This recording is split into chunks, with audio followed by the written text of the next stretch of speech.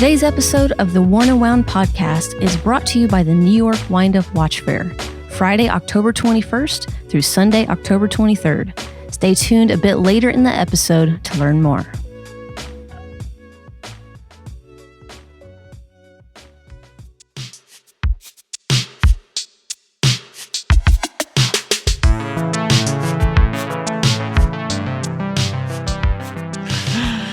Hello and welcome to the Worn and Wound podcast. My name is Blake Bettner and I am in studio today joined by Patrick, who just said he doesn't like the song Final Countdown. That's true. Okay. Yeah. Welcome to the podcast. We also have Zach Kazan up in Concord there. Hey, Zach, how are you? I'm doing well. How are you guys? Excellent. And we are thrilled to be joined by Kat Shoulders, holding down the fort down south there. Hey, Kat, how are you? Good. Thanks for having me today. Of course. Yeah, always our pleasure. Tennessee, not Texas. Tennessee, not Texas. Is that what state is Nashville? No, that's right. Okay. Yes, we're all sorted. It's my own personal issue. We're all sorted here. So it's been a relatively slow week of watch news. I feel like we're in like a little bit of a lull, kind of coming out of summer in terms of the new stuff. So we'll talk about something else before we get into that. And there's one watch that I wanted to ask you guys about that we just got in today that we looked at. But before we get into any of that, Zach Kazan, what are you wearing on your wrist? I'm wearing my Iwc Pilots Chronograph in Ceratanium today. All right. Still enjoying it, I trust? Love it. Yeah. Do you still have the same strap on there? I've been mixing it up a little bit. I have it on a like this gray leather strap right now. And IWC sent me an OEM rubber strap that fits my wrist. The one that comes in the watch is like cool. for a miniature person. Nice. So I needed a bigger one. So I've got like a handful of straps now that I can rotate through. So they saw in addition that to that white strap that everyone loves. I was going to say, did they see that on Instagram and like, we need to send this guy an actual strap, or did you reach out and like, No. buy? I that's a service they provide. If the strap that comes in the watch is not, to the correct size, they'll send you one that fits. Oh, that's nice. That's cool. Nice enough to do that. I've been noticing on shopping, like strap shopping and doing that kind of stuff, that it will ask you for the length. Mm-hmm. So I'm surprised more watch. I feel like some do, but I guess IWC doesn't. Where when you buy the watch, they just don't ask you, small, medium, large, or whatever like size strap that you need right out of the gate.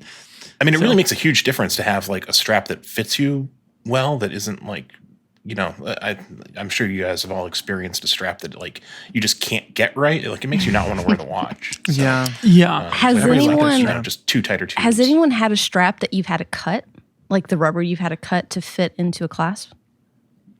Yes. That's had a so few of scary those. to me. It is. You have to go little by little, and so it's a really tedious because you don't want to overdo it because you can't put it back on, right? Yeah. So the Sin U50, I got one of the rubber straps there, and they had these like wide sections, and I got down there and I thought like, okay, I'm pretty close. I just need to take 2 more off. But I shouldn't have done that. I should have just done 1 and then tried to get. So I took the 2 off, and I was like, it's a little bit tight.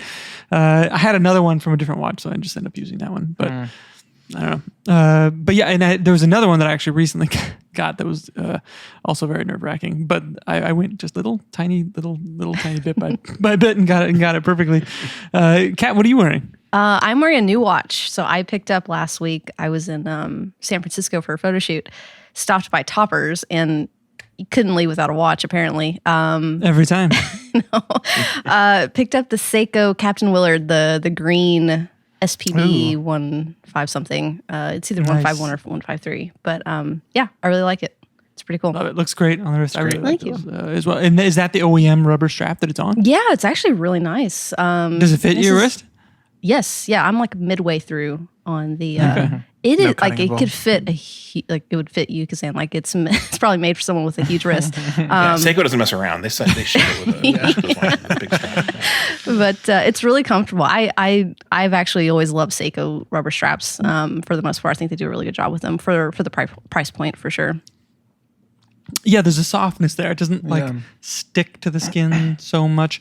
We had the Tudor Plagos 39 in here, and I put the rubber strap back on it for a little bit and to get some pictures. And that has like I wore it home one day on that, and then I normally leave my watch on like through the evening. I don't really think about it.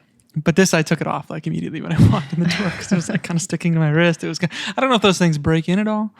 If it's just, hey, it's rubber, it's rubber. That's just what it is. I don't know. Maybe. But yeah, that's curious. How's the metal keeper treating you on that strap? That's one It's thing I moving found. around a lot. It's moving around a lot. That was my issue. Yeah. I find that the strap just the, comes out of it throughout the day. Right. When they did the rubber keeper, I found that was better. And when they switched to steel, it looks attractive. It looks really nice, but functionally, I find that it slips out quite a bit. Okay. Duly noted. What about you, Patrick? This is tradition. No rubber. No rubber to be found here. Yeah. No. I'm wearing my Seiko tuna SBBN 035 sweet sapphire crystal. Gotta love it. No, I don't know. Again, I don't really care about that. I'm surprised. I've actually hit this against like 3 walls over the course of the week and still no dings.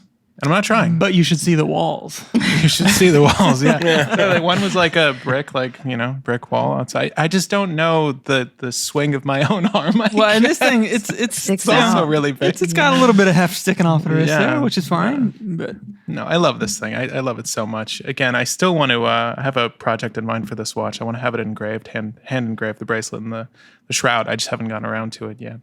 But no, I'm enjoying it while it looks like this, and then I'm going to enjoy it even more later. There you go. Yeah. How do you want to engrave it, Patrick? With like an artistic design or with text, or like what's the plan? Like a tribal tattoo? No, I did think about that at first. How do I liken it? Like a Maori tribe kind of tattoo. Something if you've seen, I don't know, that recent Disney movie. A Maui from the movie? Yeah, okay, yeah. Well, you like tell the story through that art, although usually it's like arrowheads and stuff. But no, I actually have an original design in mind of 2 tuna fish. One fish being myself, one fish being my fiance on either end of the bracelet, and then they meet in the middle. But the shroud is actually going to be an actual tuna can. So basically, we got the fish were made into canned tuna. Okay. It's kind of a cute concept. That's but pretty awesome. the side, I love that. That's great. Yeah. So one fish is made out of fireworks, and then the other fish is made out of. I haven't decided yet, but it's going to be artsy and fun. That's pretty cool. I like it. Yeah, tells our story. Sounds lovely. What about you, Blake? What you got on the wrist? I've got on my Tudor Pelagos FXD. I watched that as I just wrapped up the review of the Pelagos 39.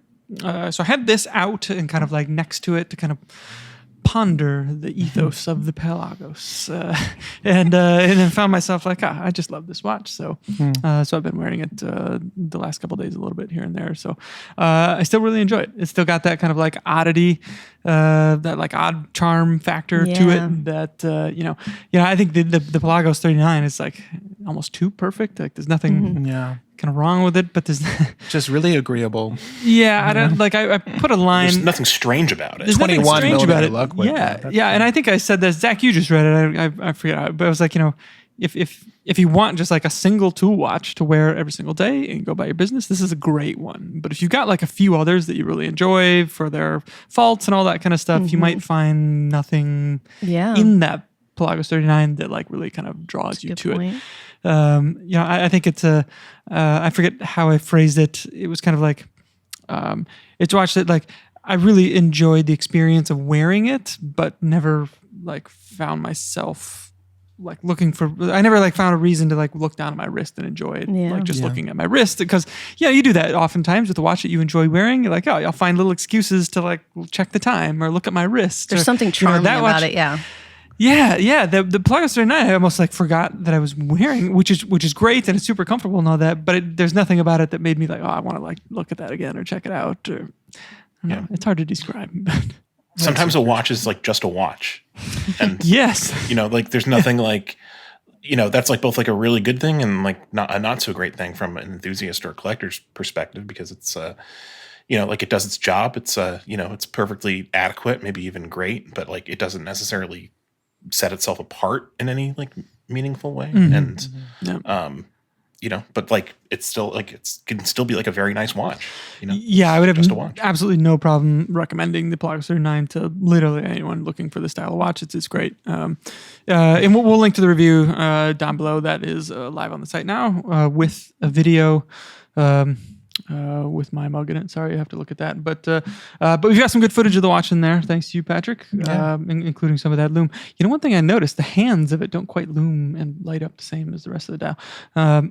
Which is a weird thing, but that you put the loom thing on your Seiko afterwards, and it like lit up the whole room. That thing is absolutely insane. Yeah, it's nice that it doubles as a flashlight. Yes, they don't put that in the feature set, but it is convenient. It's got it there. Yeah. So a couple watches that actually just showed up today, and I think as of today, as we record this, they went for sale. These Volcan Cricket watches. Zach, you wrote about these watches. They are, of course, they're not like new. They're pretty much like they're almost exactly like the original versions of them whenever they came out in the late 60s or 70s, and they capture that kind of visual. That aesthetic spirit of those originals in a lovely way. I think we got some of the bigger versions in. There may be like 39 or 40. I think they come in a few sizes. There's a 36 and a 39. Yeah, 39. So they must be 39. Interesting watches. Maybe not for everybody, but they have that cricket alarm complication, which is something that we don't see too often. Zach, what did you think about this watch? I know we'll be sending it to you soon for review. Yeah, I have a soft spot for alarm watches. I think it's a really fun, charming complication.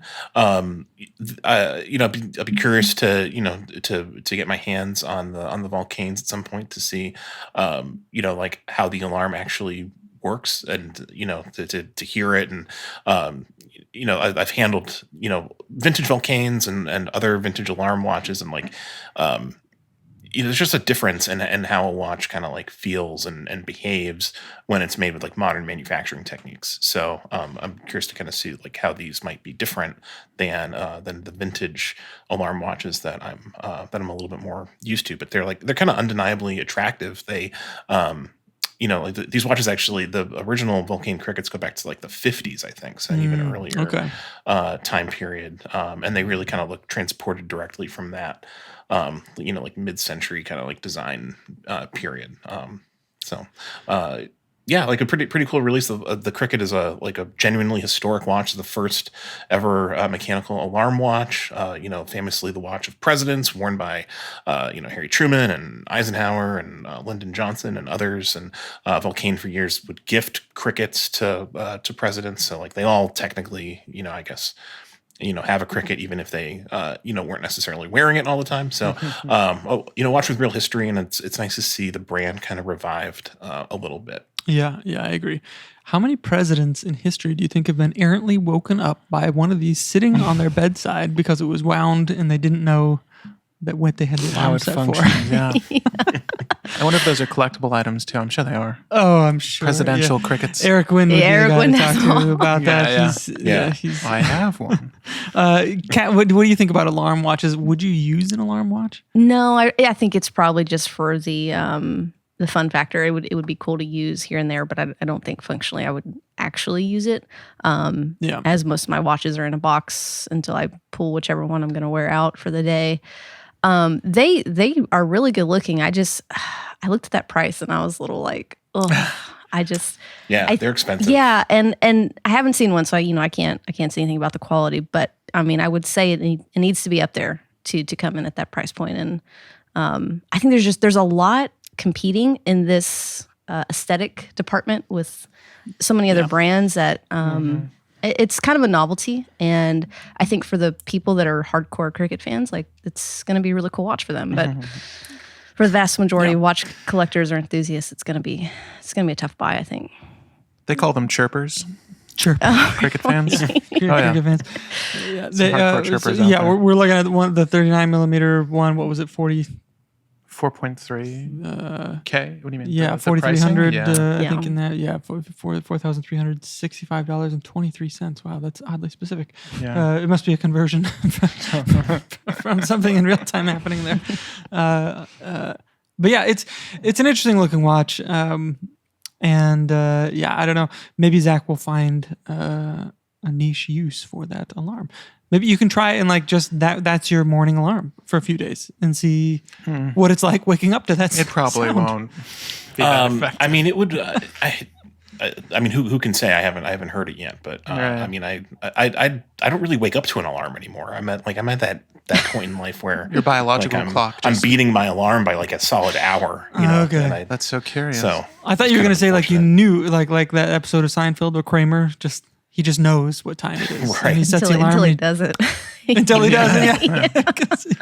And the guy misses his marathon. Is that the one? Exactly. yes, yeah. So I've owned Classic. I've owned a Seiko Bellmatic, like a new old stock version with a brochure. And I remember in the brochure how they advertised the alarm, its functionality, what you could use it for, and it was all men in business suits, like you know, when you have your next phone call, don't be late to your next appointment. And the concept was you are awake, and it's just to inform you when your next deadline is or when the next appointment is for you in your day.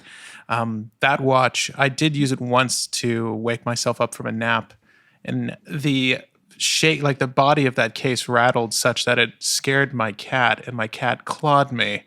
So I never wore it sleeping again.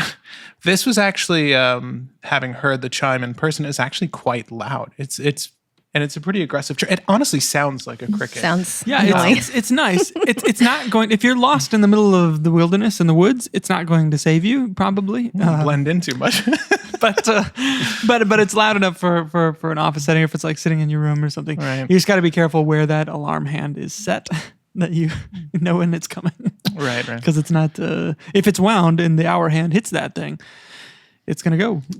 Yeah, it went off for a second too. I don't know how long it actually will chime, but when you tested it on camera, I felt like we were there for a minute. Yeah, it goes. And I don't know if it taps into the mainspring of the movement, or if it has its own thing that is also wound in parallel. I think the Volcan is a separate power source for the alarm. Okay. Well, there you go. We'll have a review hands-on coming soon from Zach Kazan there. So if you have any questions or would like to have any ideas that he could use that alarm for, let us know in the comments. Yeah, open to suggestions, please. Keep them coming. Yeah. Okay, so we've it's been brought up here a couple times in our discussion. This collector and enthusiast angle here, and Patrick, it's even come up a couple of times just kind of organically and in things that whenever you start telling me about a watch that you're looking at, or you're like, oh, I think I found the next watch I'm going to buy, and then you tell me why, and it's like some detail that is not a detail that I would have like thought of. It's like maybe some like strange detail, like how the case fits together in a certain portion, or like the click of the bezel, Right. or it's like something that is I don't even know how to describe it. It's like it's a layer deeper, right? And I'm like, wow, you I know that you have some things that you're like, oh, I can't buy a watch if it's like this, the 120 click bezels and things like this. Yeah. So I struggle to like classify you as like I know you're an enthusiast and stuff, but then you show these tendencies that like a collector would show. That's curious. Yeah, I feel like box checking is how you sort of point out a handful of collectors. And as you were mentioning, we were talking off camera earlier, where some people like to get one of every color or one of every size. Like, in my mind, that is like you are building a collection. You like said item. You want all of said item. I'm sort of looking for feature sets or details that are unique, or in my mind, just significant to the brand. Like I like seeing certain, like getting a notch case 6139 chronograph. Like that's more special than finding just a regular 6139. And really the only detail is the crown area where the mid case meets the crown. There's just a little notch. Yeah. But they were only made for a certain year. So like, and I had owned a 6139. I owned a couple 6139s. But owning like something like that just feels a little bit more unique and a little more special for the individual. So maybe I'm sort of a hybrid, I suppose. Like I like collecting certain items for certain feature sets, but I'm also enthusiastic about the hunt, one, and then two, finally getting to live with said item. This episode is brought to you by the New York City Wind Up Watch Fair. The Wind Up Watch Fair is a 3-day-long shopping experience that brings watch brands and customers together in a fun, approachable, and engaging environment. Always free and always open to the public, the Wind Up Watch Fair encourages everyone from seasoned collectors to first-time watch buyers to come in, take a look, shop, and talk watches. This year, more than 60 brands will be participating, including Oris, Christopher Ward, G-Shock, Young Hands, Zodiac, and more. Don't miss the chance to discover hundreds of incredible watches during the New York City Wind Up Watch Fair at the Altman Building at 135 West 18th Street from Friday, October 21st through Sunday, October 23rd. To learn more, visit www.windupwatchfair.com. So I wrote an article a month ago or so about kind of the distinction between these two terms, which was kind of initially kicked off by seeing an enthusiast being called a collector, and this person stopping them and saying, "No, I don't have a collection. I'm not a collector. I just enjoy watches. I'm an enthusiast," even though I know that they own many watches, and I never really stopped and thought about it, and I'd never seen that kind of reaction. I wondered why.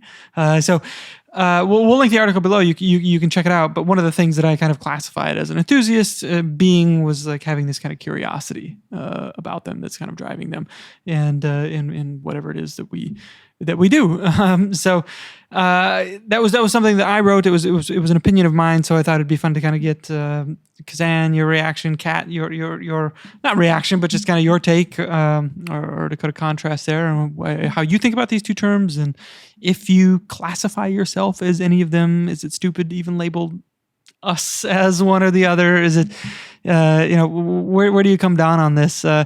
Zach, I know you had some thoughts right when we first published it. What do you think? Are you a collector?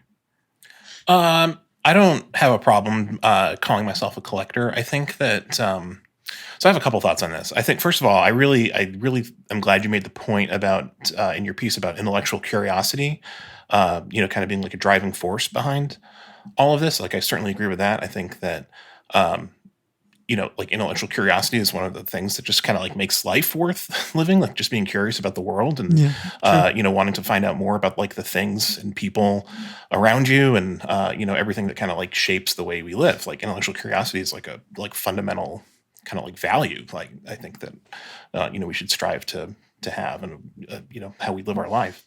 But I don't think it's necessarily exclusive to the idea of enthusiasm. I think that like collecting can be an intellectual pursuit. Like you can, like to Patrick's point, like, try to collect each like individual variation of a particular reference. Like that takes some scholarship and some knowledge to be able to do that correctly. Mm-hmm. And like, there's certainly a level of intellectual curiosity, inherent in doing that.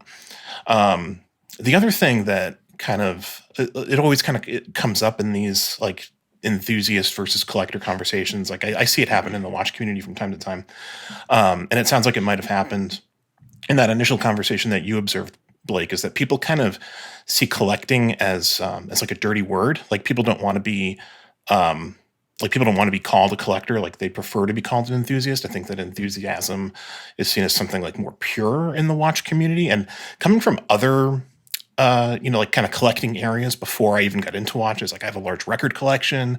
I have a lot of books. I have a lot of like DVDs and Blu-rays, basically like all sorts of media. Basically, I just like accumulate all this stuff. Like collecting is not seen as like a bad thing. Like no one would ever say like I'm a record enthusiast, not a record collector. Yeah.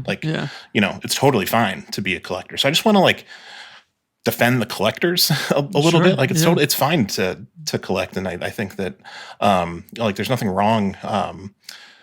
Both terms are totally fine. And I think ultimately like they're both pretty elastic and can cover a lot of different, ways of like, owning or being interested in watches. But I'd like to see collecting kind of not be such like a dirty word in the community, because it's often associated with like flipping watches or, like just seeing watches as like a financial instrument. Mm-hmm. And I don't think that has to be the case at all. That's part of it, or can be part of it, but it's certainly not all of it. It's not even most of it, in my opinion. Interesting.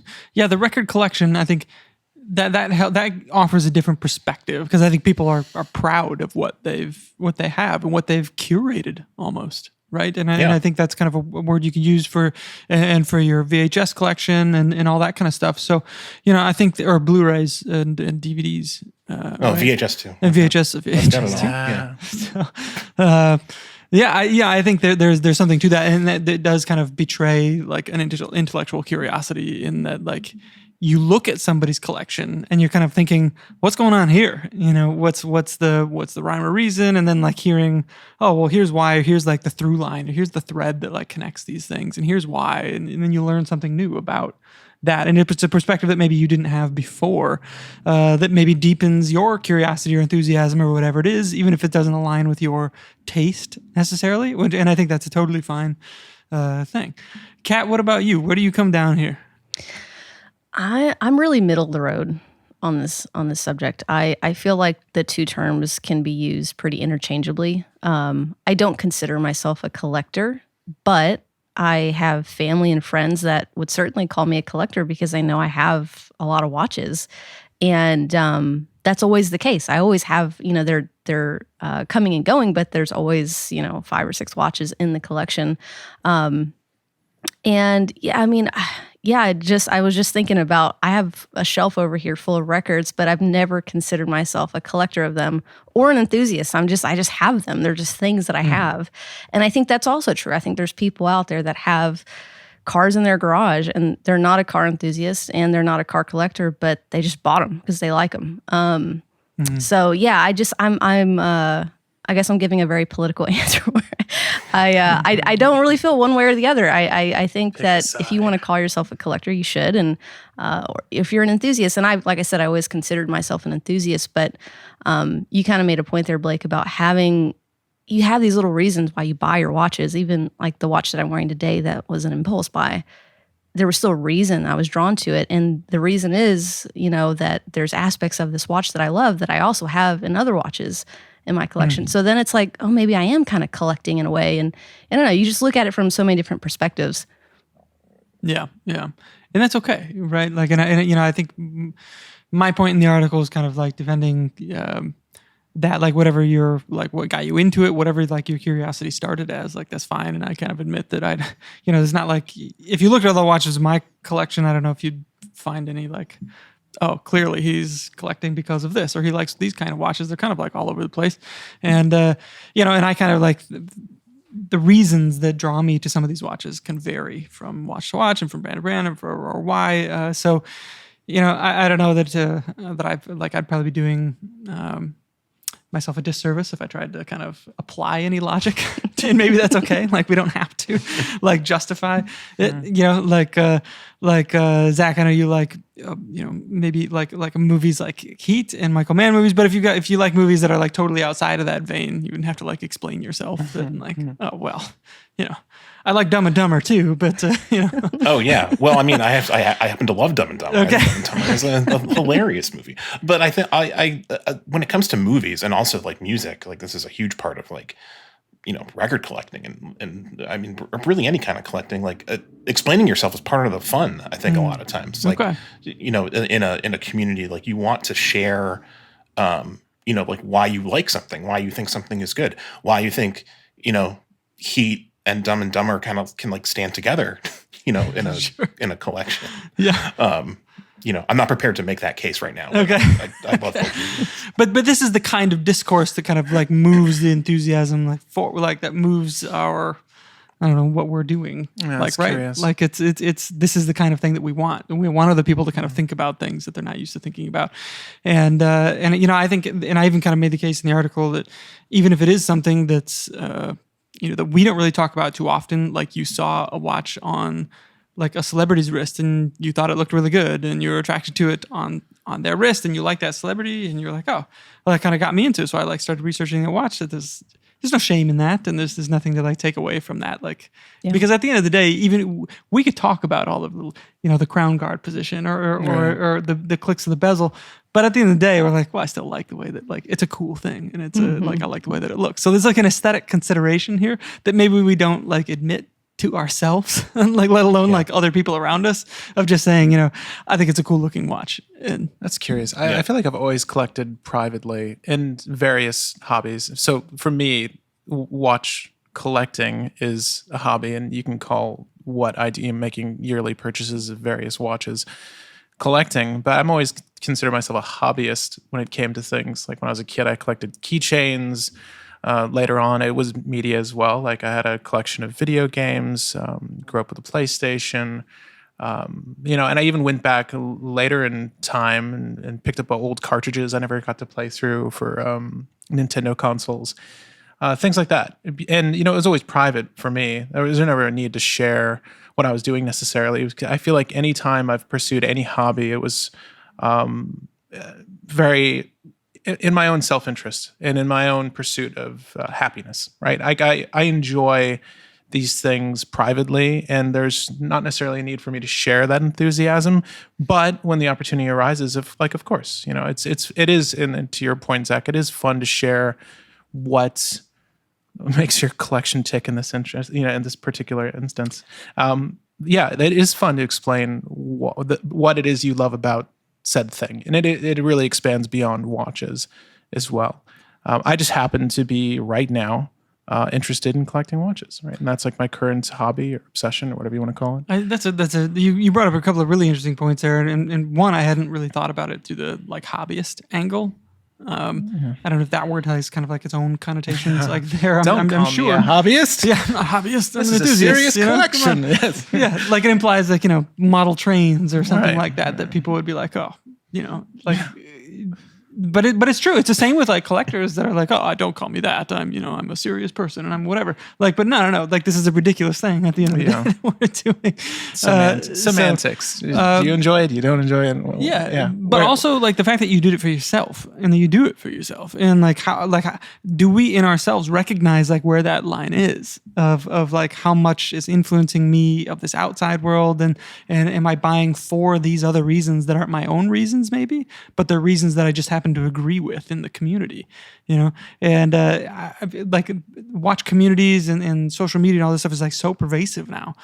Like it's a tricky thing to like separate us, ourselves from that and feel like, oh, well, everything that I have, if all that stuff went away tomorrow, but I still love it and like want to wear it and enjoy it, and it's like my own thing. And I don't think a lot of people could answer that, like totally honestly. Like even I say, like, I don't know. Like I tell myself like, oh, of course I wouldn't care. Like about things that I like, but I'm sure on some level, like it does creep in, and that does influence. Before you make that purchase, you watch the review, or you turn to your favorite influencer. You want validation. Not on that level. It's probably more like subtle than that, just because of all the other like watch enthusiasts and people that we pay attention to, or are around, and are enjoy and have relationships with, because that's also kind of a part of what we do is the friendships that we've built, all that kind of stuff, right? All that mushy stuff, but it does kind of leak into how we think about this stuff. Oh, yeah. And on a certain level, is that okay? Like, they shared a perspective with me that I hadn't thought about before, and it's deepened how I thought about this, or it opened up that, or whatever it is. Is that okay?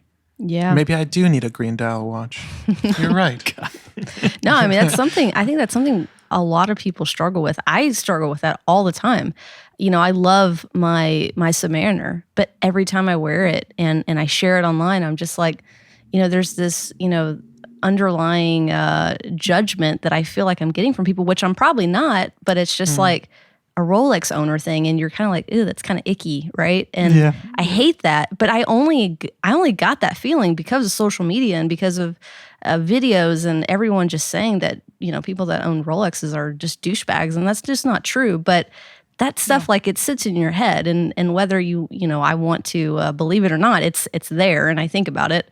And the same thing with a watch that comes out that maybe everyone's shitting on, but maybe I like secretly like it. But then I'm just like, I don't know, do I want to buy this watch? And you see how your taste change too as you devolve and or evolve, not devolve, but or devolve. Yeah. Depending on how sometimes when people are shitting on a watch, it makes me want to buy it even more. Sometimes, right. Sometimes you just want to prove them wrong, but just wait for the market to go down on you. Like, this is great. Yeah, it's a weird thing. It's a weird thing. Yeah, there's a lot of competing forces here. I don't know, Zach. What do you think? How do you do? I know that you're a monolith of your own And you just kind of said like, oh, if other people are like loving it this way, I'm going the other direction. Well, so I think if people have like really strong negative reactions to something, like that is one of the most interesting things, right, to examine in, a watch or anything else, like a piece of music or a movie or whatever. Like I'm immediately kind of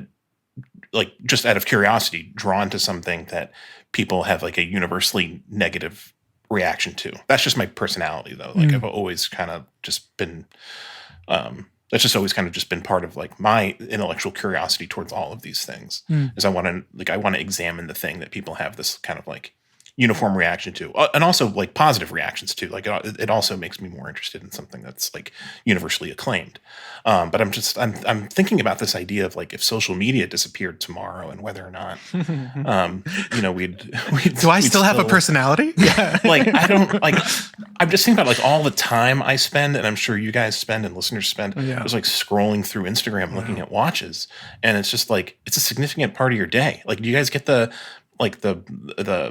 Sunday morning push notification telling you like how much time you've spent on your phone? Like, turn that off. You shouldn't. You should silence it because it's depressing. If you get it, but like, it's just all Instagram. It's all, for me anyway. It's just like a lot of like just looking at watches, and that is, I think, I have to admit to myself, like that is a huge part of my involvement in the hobby, kind of like in the watch world, is looking at watches on social media. So you take that away, and you're kind of taking like the community aspect of it away, at least from my perspective.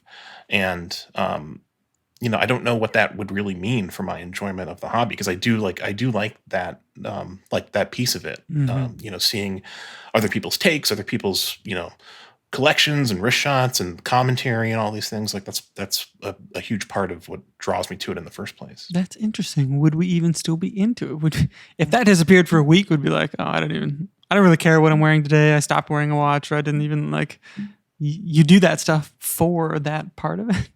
Well, not you. Well, I don't know that I don't know that I'm doing it like for that. Like, so like I got interested, but when I was first kind of like, developed an interest in watches to the point where I was like wearing a watch and like, kind of like researching, watches and learning about them. Like there was no like, serious Instagram community, at least that I was aware of. Like I hadn't discovered it yet. And like I was still interested in watches, and I kind of like enjoyed them privately, like you were kind of alluding to, Patrick. But so I think I would still certainly, like have a passion for watches and be, like very interested and curious about watches. It would just kind of change the way I interact with the hobby itself if there was no Instagram. I think it would for all of us, probably. That's curious. I mean, I ran a channel before discussing watches, multiple channels. And after on YouTube, yeah. And after I had stopped the previous channel, if you'd watched Take Time, you might recognize my voice. I actually stopped wearing watches for a good while. I was kind of just sore of the hobby. And it felt almost like work. And a lot of the times, because it was self-funded, I went out of my way to buy things, and I didn't necessarily want just to have them in my hands to discuss them. And I didn't want to speak from no experience. So obviously firsthand experience is best. It was tricky. And then I literally just looked at this box of like thousands of dollars of objects. I'm like, man, why am I not wearing these anymore? I forget when I picked up the habit again, but I dropped it pretty hard. And it's a little upsetting because a lot of time went into researching and really just thinking about what is the next big purchase for me. And I think we all look to, whatever your hobby is, we all look to the next big purchase, like that sort of retail therapy. It's nice treating yourself every now and then, not putting money towards bills, not putting, so what is that thing you do put a little bit of money towards? And for me, for a long time, it was watches. So, and I'm happy to be wearing my collection again. But yeah, I was a little sad when I looked at that box differently.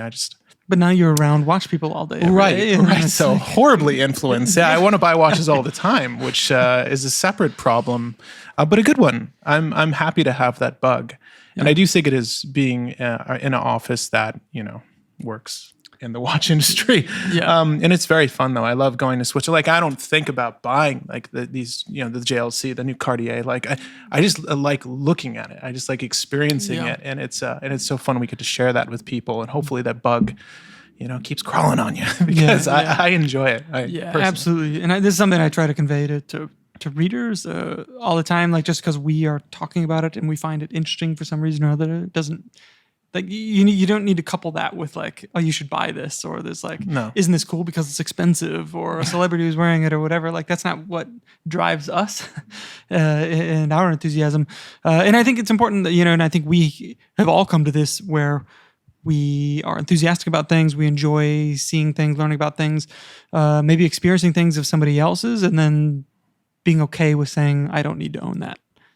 Or like, I'm not going to, as much as you like it, you might, it might move you in certain ways. And I've certainly had this experience with certain watches in my hand, and, and being able to like have a point where you say like, okay, I'm not going to like, okay, I got to go home and think about what watches I can sell so I can like add this new thing to my collection. Cause then that just like never ends. Like there's always something else around the corner, and that doesn't always have to be something else around the corner. Like that's not how you maintain your enthusiasm in this space, right? Like it's not like you have to keep making purchases every year, right? Like it's probably the healthy way to flipping watches. I feel like I don't know. I used to do that pretty consistently. How about you, Kat? Oh yeah, I was a major flipper. And actually what stopped me was when we started the podcast 10 and 2, once I kind of was out in, in the public, forum, media, whatever, I didn't stop. I slowed down because I felt judged from going through as many watches, which I mean, I still go through them, and buy and sell as I need. But before the podcast, I was just like, it was crazy. So yeah, that kind of really was the goal there to experience as many watches. I think that's what it was, and obviously there's not unlimited funds. Otherwise my husband would divorce me. But, so it was like, buy this, try it out. It's not my favorite. Okay, sell it and buy something else. And like Patrick said earlier, it was about the hunt. Like it's just so much fun. I was just really like, for like 2 years, I was just experiencing as many watches as I could. And now being in the industry, it's changed because I get to go hands-on with so much, just with the benefits of this job, right? Which also helps with my buying, because it just slowed down a lot. Yeah. Have you guys ever had an experience of seeing a watch or seeing it revealed and then going hands-on with it, and then it just like does not hit the notes that you want it to hit, and or even seeing a watch and then like, ooh, I need to have that. I sell another watch, I buy it, I get that one in, and it's just not what I needed. Just curious. Certainly, there's been many cases where I've like seen a watch, like an announcement for a watch or a photo of a watch, and then been disappointed with it once I've once I've gotten hands on with it. I won't name those watches because I think that would be rude, not appropriate for this venue. But yeah, I mean that happens all the time, and I think that probably happens more for people like in our position who do see a lot of watches, and like we can really kind of like pick out the stuff that doesn't like measure up. Pretty easily. We can just make those comparisons a little better because we have gotten hands-on with something that was its competitor, right? And so like you immediately just think of that other watch. That's exactly it. We've experienced a lot of different watches in doing this, and you learn a little bit with each watch that you're able to handle and spend time with. So I think that's important perspective then that we're able to hopefully pass on to you. In the form of what we do on the website and in this podcast. So, okay, so budget is not an obstacle, Kat. You've got all the money in the world, and is there a collection? All the money in the world. Like budget's no, is there like I would collect like every version of that watch, or I would start collecting that, and like have a very hyper specific vein of collecting. In watches or just in general? Just in watches, because I was reading. Robert John posted an article the other day about collecting, and he had made a distinction in his article. He's like, oh, well, I own and buy all these watches, but I collect Speedmasters. Mm-hmm. Like he has a collection of Speedmasters, but he has Rolexes and Iwcs and all these other brands. And he doesn't consider those like a part of his collection. Those are just watches that he owns and wears. His collection is Speedmasters, and that was kind of an interesting distinction that I thought of as well. Really cool. Like, is there like a watch that you really love, and if you had all the money in the world, like, oh, I'd get every single version of that watch? I mean, I think that I don't know if it's like one specific watch, but I could probably nail it down to like 2, maybe 3 watches that are just like my favorite watches of all time. And what I would do is like I would just own one in every metal that they offered it in, right? Like the Submariner in gold and two-tone and just like every version you could. And like, and maybe the Speedmaster, you know, because I am in love with that watch and like own all the variants of it. Not, you know, from the beginning of time, but like just the metal variants, like the current models that they offer. I think that would be me. Yeah. What about you, Zach?